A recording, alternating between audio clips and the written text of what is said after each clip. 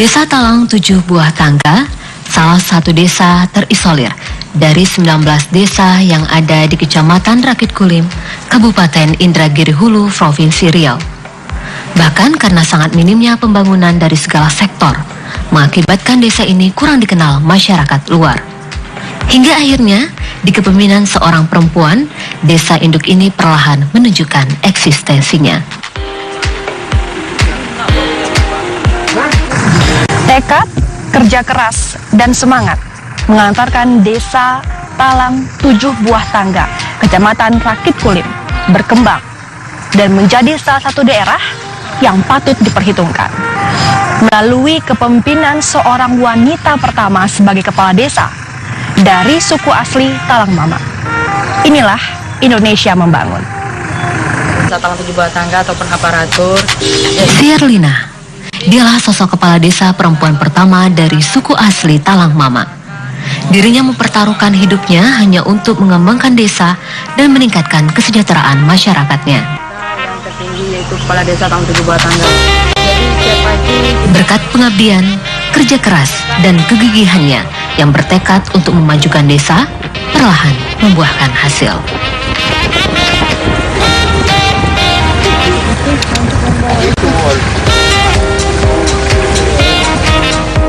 Nah Bu, kita sudah tahu juga bahwa kepemimpinan Ibu ini sudah berjalan lebih kurang hampir 6 tahun sekarang. Kita juga melihat banyak sekali perkembangan yang terjadi. Nah, dalam kepemimpinan Ibu sendiri selama masa kepemimpinan, sudah seperti apa progres perkembangan ataupun perubahan-perubahan yang terjadi di desa ini, Bu? Oh, alhamdulillah lumayan banyak ya. Karena ini dukungan yang jelas, dukungan masyarakat untuk memotivasi bagaimana pembangunan desa ini ke depan. Jadi saya pun agak tertarik juga untuk memimpin desa ini lebih maju ke depan. Alhamdulillah desa yang tidak dikenal dulu sama orang luar sana tuh, yang mana Talang 7 Tangga tuh alhamdulillah sekarang udah menjadi papan agak di atas, di bawahnya sedikit lah gitu kan. Dibilang nanti papan atas nggak mungkin gitu, karena masih ada lagi desa-desa yang di atas kita gitu. Tapi alhamdulillah seperti di luar sana tuh udah kena, oh Talang 7 Tangga ini, oh kepala desanya ini, oh cepat apa-apa menjadi permasalahan di sana cepat diselesaikan, cepat dimengerti sama orang di luar sana gitu. Seperti Kalau kita berbicara tentang perkembangan secara infrastruktur, mungkin Bu, jalan katakanlah, atau mungkin sekolah-sekolah, seperti apa perkembangan yang nyata nampak secara fisik, seperti apa Bu? Iya, kalau jalan Bu ya, itu 6 tahun yang lewat itu jangankan mobil ya Bu, roda 4, kereta, jalan kaki pun banyak ke belakang daripada ke depan saking licinnya gitu kan. Tapi setelah yang Ibu lewati sekarang, alhamdulillah udah boleh dikatakan 75% itu udah bisa dilewati dan masyarakat saya sudah beraktivitas dengan lancar, alhamdulillah. Kalau untuk infrastruktur secara mungkin katakanlah pendidikan, penyediaan infrastruktur kesehatan juga seperti apa perkembangannya, Bu? Kalau dulu tuh Bu, kami cuma punya SD itu cuma 2 lokal. Itu pun dibangun bukan sama pemerintahan, itu melalui perusahaan. Tetapi alhamdulillah kalau sekarang itu udah berlebih-lebih lokalnya. SMP pun udah ada, TK pun udah ada. Kalau kesehatan pun kita udah punya pos tuh. Kalau dulu bidan desa pun kita nggak ada gitu, nggak tahu yang namanya bidan desa. Kalau mau berobat pun kita harus jauh. Tadinya yang pilek bisa jadi sakit perut saking jauhnya Bu jarak tempuh. Tapi sekarang alhamdulillah pelayannya udah diterima, udah lengkap, fasilitasnya udah ada di sini. Tidak mudah bagi Sierlina memimpin desa. Cibiran, cacian, bahkan sejumlah konflik lainnya silih berganti menerpa ibu 3 orang anak ini. Namun tekad kuat yang ditanamkan di dalam dirinya secara berproses mengantarkan keberhasilannya mengabdi pada tanah kelahirannya.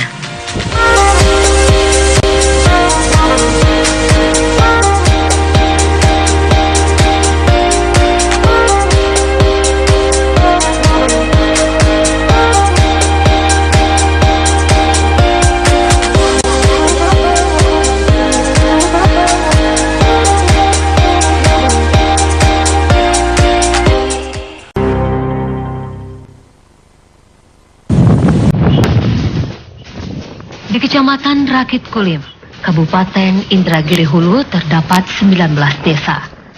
Salah satunya Desa Talang 7 Buah Tangga yang masih belum terjamah pembangunan.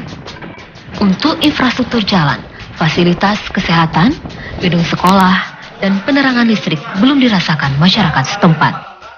Sedangkan kantor kepala desa baru dilakukan pembangunan 3 tahun lalu. Dalam menjalankan tugas dan memberikan pelayanan kepada warganya, menggunakan rumah miliknya sebagai kantor desa sementara.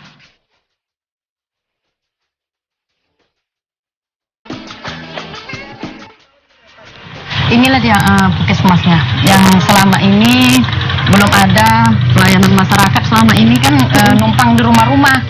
Jadi medis kesehatannya itu seperti bidan desanya nggak betah seperti itu kan. Jadi sebelum ada puskesmas ini berarti bidan desa yang dibawa ke sini dikasih rumah tinggal begitu ya Bu ya? Iya. Jadi masyarakat langsung ke rumah itu. Iya, jadi sekarang karena adanya postu ini atau puskesmas pembantu, tenaga kesehatan pun ya lumayan betah lah tinggal di sini, jarang keluar. Jadi masyarakat saya pun terlayani. Fasilitas juga sudah bagus. Sudah bagus, alhamdulillah, udah lengkap. Seperti yang kita lihat sekarang di belakang udah ada obat-obat, ibu-ibu berobat. Iya.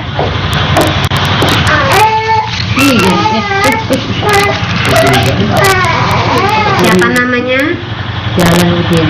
Jalal. Umurnya 1,5 bulan ya? Iya. Dia menyusui kan? Iya. Karena dia menyusui, jadi ibunya aja yang minum obat. Iya. Karena anaknya kan masih terlalu kecil, masih umurnya masih 1,5 bulan. Jadi sayang kalau untuk dia yang mengkonsumsi obat. Iya. Karena dia menyusui, maka ibunya yang minum obat ya. Ini obatnya 3 kali sehari untuk ibunya. Sehat ya. Mana ya? Mbak Mirza nih, udah berapa lama tugas di sini? Sudah hampir 1,5 tahun awal. 1,5 tahun ya. Gimana dengan fasilitas yang sudah ada, sudah merasa cukup dan terbantu dengan ini Bu? Sangat terbantu sekali sama fasilitas yang sudah ada di sini. Untuk masyarakat sendiri seperti apa? Ini kan kebanyakan yang mengagresifkan itu kalau melahirkan ya Bu ya? Iya. Nah gimana prosesnya kalau di sini? Kalau di sini, karena di sini kan masih istilahnya masih kental kali dengan adat istiadatnya, jadi orang di sini masih melahirkan ke rumah-rumah. Jadi kalau ada yang mau melahirkan, awak dijemput untuk ke rumahnya. Tapi waktu di penjemputan ke rumah itu semua fasilitas sudah disiapkan, seperti pakuset ataupun ambulan desa, atau mana tahu nanti kan ada yang susah gitu kan, jadi bisa cepat dirujuk ke rumah sakit. Meskipun sebenarnya beresiko ya, ya. Sebenarnya beresiko karena awak tinggal di sini masih seperti ini keadaannya, jadi awak mengikuti keadaan yang di sini. Jadi ikut peraturan sini supaya nanti mungkin pelan-pelan kita bisa berikan pemahaman juga Bu ya pada masyarakat. Saya tetap masih pengarahan juga terhadap di perwiritan, di perkumpulan ibu-ibu Yasin, saya arahkan juga melahir itu seperti ini loh yang baik, seperti itu. Tetap saya arahkan periksa tuh terus dari hamil 1 bulan sampai seterusnya kita harus periksa ke bidan desa. Iya. Mudah-mudahan nanti ibu bisa ini juga ya, bisa melahirkan di sini aja kalau bisa ya Bu ya, biar bisa lebih aman. Kita kan sudah ada ruangan bersalin sendiri di pustu ini. Jadi manfaatin juga semua fasilitas yang ada. Mudah-mudahan nanti masyarakat bisa cepat paham dan fasilitas yang ada bisa dimanfaatkan dengan baik juga. Iya. Terima kasih ya, selamat bertugas.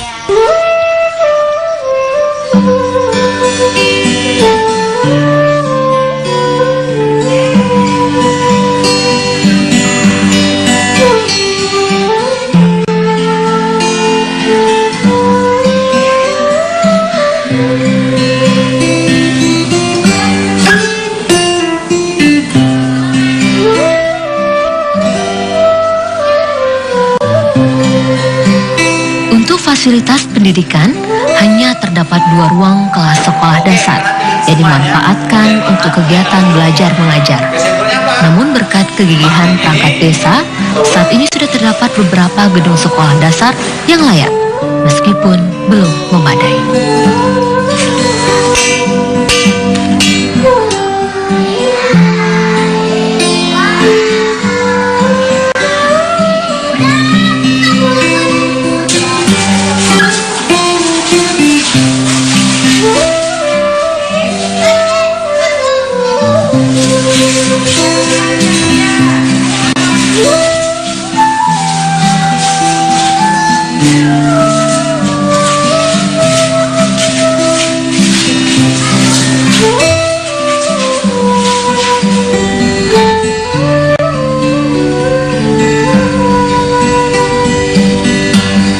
Meskipun di desa ini untuk sarana pendidikan baru tingkat sekolah menengah pertama SMP, namun telah memberikan titik terang bagi kemajuan masyarakat untuk mengenyam pendidikan.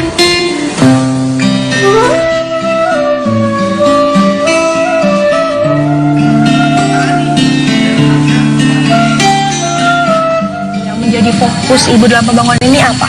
Pertama pendidikan, habis itu kesehatan, baru infrastruktur jalan. Nah, kita melihat juga pendidikan tadi sudah melihat TK juga. Nah, untuk bangunan fisik sendiri memang kita lihat saat ini masih bisa katakan masih kurang, belum begitu memadai, dan kita juga lihat masih ada 2 kelas ya Bu ya. Nah, seperti apa ke depan mungkin yang sudah dipersiapkan oleh Ibu sendiri? Ya, yang jelas saya bilang tadi masalah pendidikan ya. Karena memang gedung SMP inilah SMP kita. Memang gedung SMP ini bangunan dari tahun 2004. Karena saya merasa dari tahun ke tahun tamatan kelas 6 itu cukup lumayan, jadi saya memberanikan diri untuk membuka SMP ini dan bernaung di SMP Induk Kota Baru, Kecamatan Rakit Kulim, seperti itu. Jadi harapan saya ke depannya, usaha saya ke depannya dengan masyarakat ini, saya macam mana SMP ini akan direhab baru lagi, diperbaiki lagi. Tapi untuk sementara ini alhamdulillah muridnya cukup senang dengan fasilitas yang ada. Kursi-kursi juga kita udah belikan, mobilirnya, MCK-nya juga kita udah bangun di belakang, sumur burunya juga. Untuk sementara ini cukup lah menjelang dapat perhepan baru mengenai SMP ini gitu.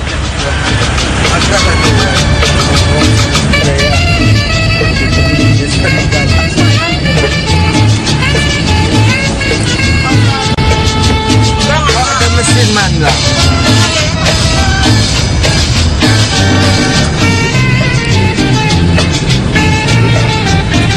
Ada 4 dusun di desa Talang 7 Buah Tangga. 3 di antaranya dihuni masyarakat non-muslim yang berasal dari berbagai suku.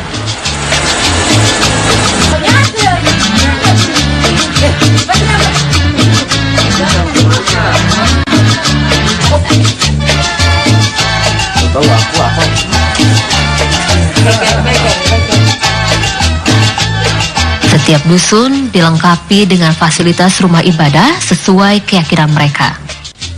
Kebijakan ini dilakukan agar dalam menjalankan ibadah atau kegiatan keagamaan lainnya berjalan dengan baik dan tidak saling mengganggu.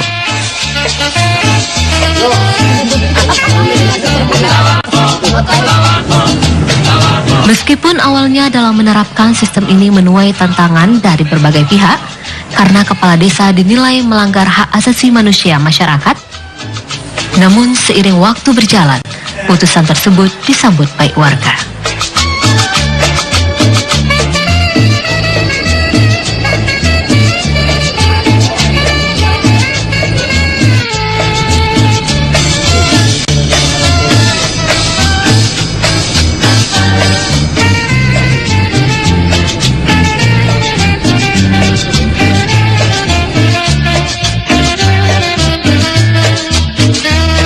Perubahan baik dengan masyarakat, baik kemajuan pembangunan.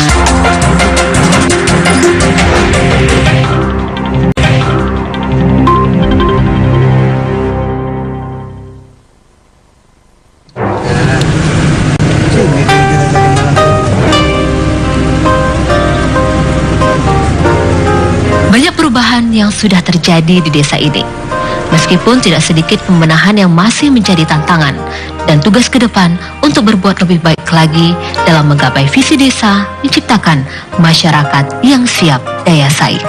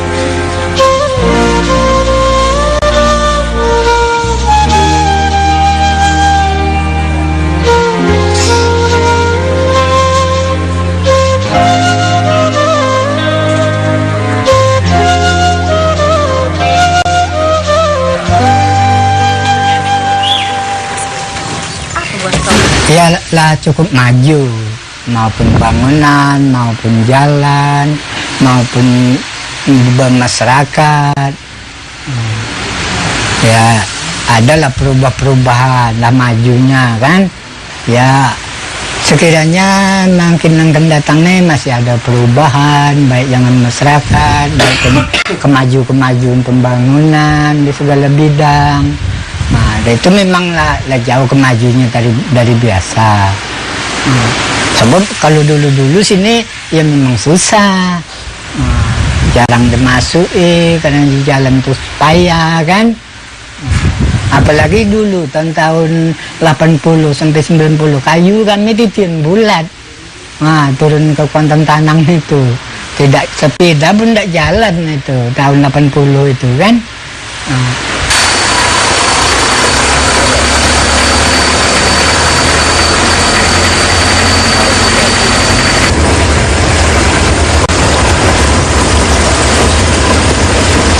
Terus ini jalan kemana nih? Pasar.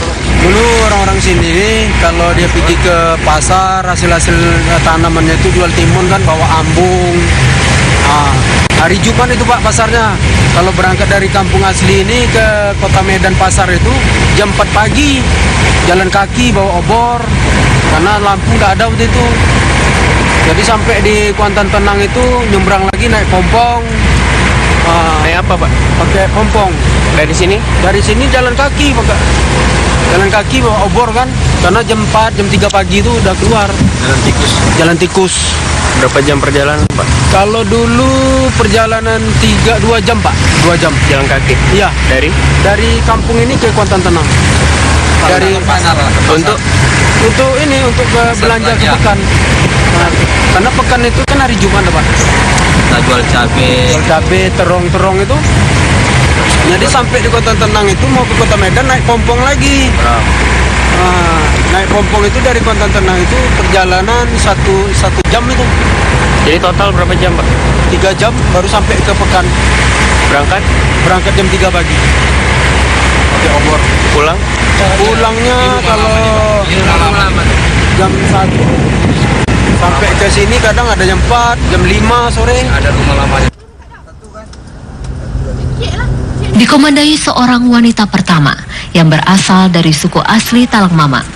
Dilihat perkembangan desa yang dihuni lebih dari 2004 jiwa atau 352 kepala keluarga ini kian bergejolak. Masih banyak tugas yang diemban dalam upaya memberikan secercah harapan bagi masyarakat desa, khususnya untuk menghidupkan perekonomian mereka dengan baik, yang saat ini masih terkendala.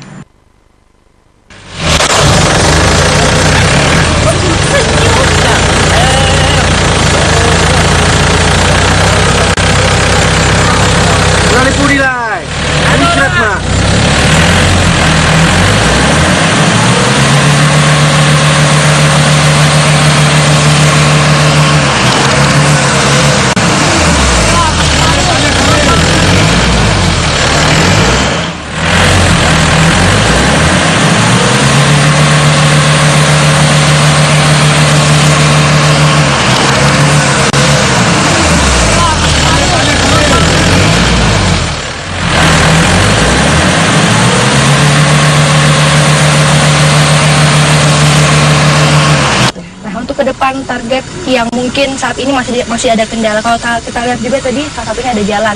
Apalagi mungkin yang masih menjadi PR besar bagi Ibu sendiri? Yang jelas pertama jalan ya, karena itu urat nadi bagi masyarakat saya.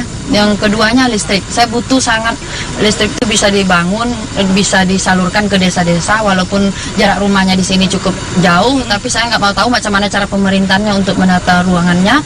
Yang penting masyarakat saya tercicipi listrik.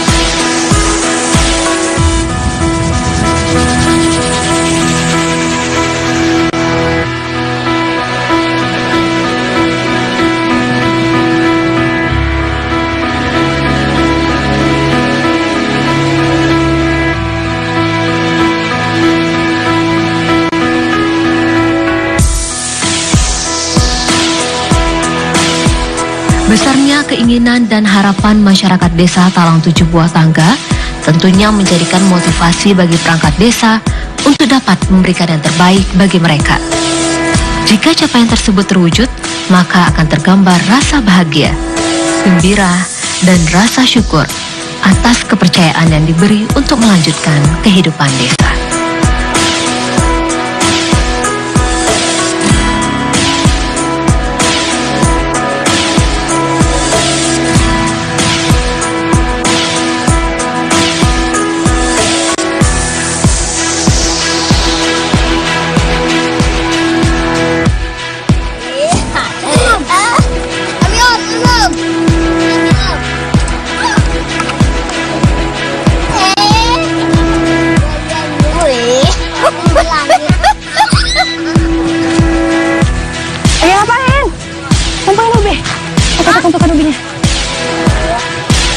Membangun desa bukan sekedar fisik, tapi dibutuhkan niat, kesungguhan, dan kegigihan untuk keberhasilannya.